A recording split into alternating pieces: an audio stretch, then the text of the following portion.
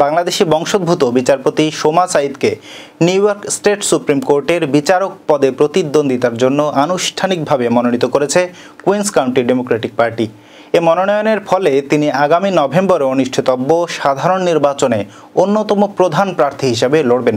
নির্বাচিত হলে তিনি হবেন কুইন্সের ইতিহাসে প্রথম মুসলিম ও প্রথম বাংলাদেশি আমেরিকান সুপ্রিম কোর্ট বিচারপতি।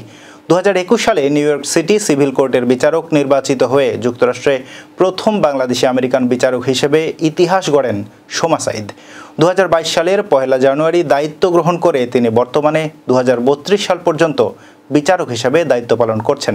বিচারক হওয়ার আগে তিনি নিজস্ব আইন সংস্থা পরিচালনা করেছেন এবং রিয়েল এস্টেট, ইমিগ্রেশন ও পারিবারিক আইন সহ নানা ক্ষেত্রে আইনজীবী হিসেবে কাজ করেছেন।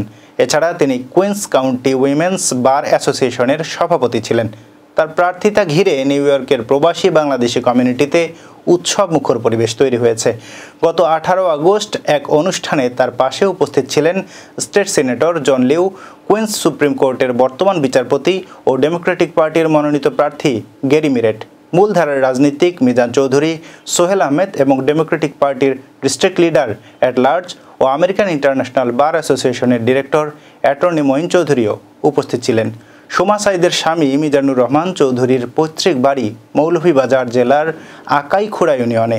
তার ভাই বোরহান চৌধুরী বর্তমানে যুক্তরাজ্যে বসবাস করছেন।